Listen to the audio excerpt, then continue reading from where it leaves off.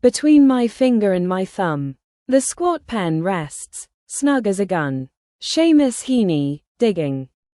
What if the most powerful tool of labour wasn't a shovel or a spade, but a pen? In Digging, Seamus Heaney rewrites the definition of manhood, tradition, and work, not by glorifying the field, but by celebrating the page. This poem, both personal and political, is more than an ode to ancestry. It's a lyrical manifesto of a poet's identity, forged in the shadow of his father's and grandfather's toil.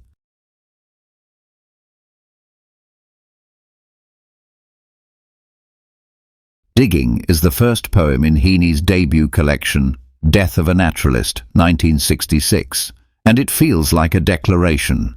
In just 31 lines, Heaney explores the relationship between generations, the dignity of manual labour, and the birth of a literary voice.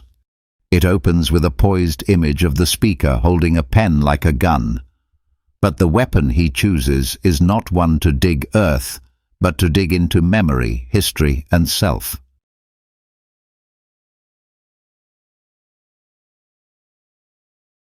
Heaney's father and grandfather were men of the land, potato diggers, turf cutters, men whose worth was measured by the strength in their arms and the depth of their spade.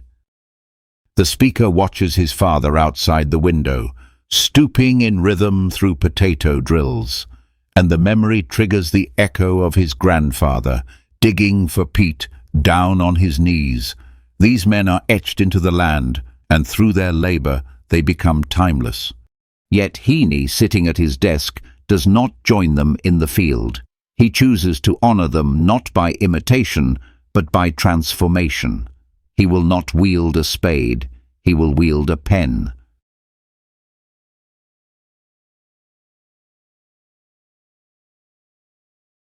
What makes Digging so arresting is the subtle parallel Heaney draws between writing and farming.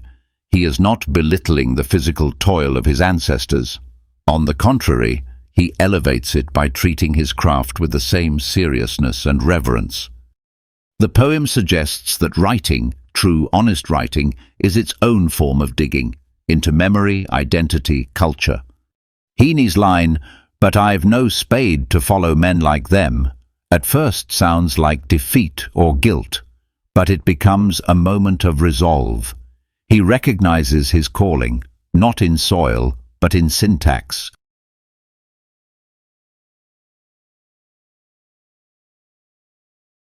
The poem is written in free verse with variable line lengths, echoing the irregular rhythmic motion of digging.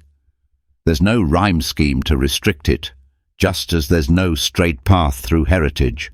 The poem's loose form mirrors the free, non-linear exploration of the past.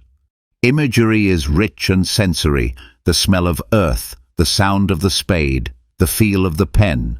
The sibilance in the cold smell of potato mould, the squelch and slap of soggy peat, evokes both the intimacy and the grit of the work.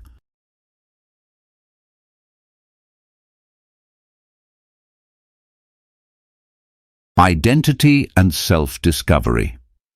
Heaney grapples with where he belongs. As a child of farmers, should he follow tradition or forge his own path? Digging becomes a poem of self-discovery, a declaration of the poet's right to choose a different, yet equally valid form of labour.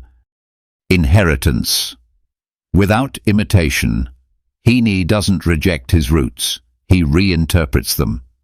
His inheritance is not in the act of digging, but in the dedication to craft, precision, and meaning.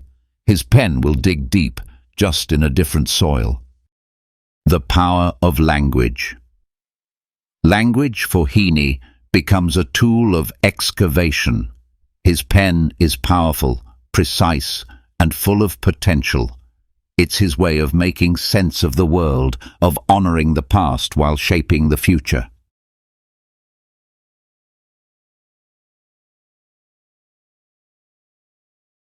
In a time when traditional work and modern aspirations often clash, digging still resonates. It's a poem for every writer who wonders if their work is real enough, for every artist who feels the weight of family expectation, and for anyone who finds meaning not in repetition, but in reinvention. The squat pen rests. I'll dig with it. These final lines aren't just a conclusion, they're a commitment. Heaney doesn't abandon his heritage, he transforms it. And in doing so, he teaches us all how to dig, not just with tools, but with thought, with memory, with purpose.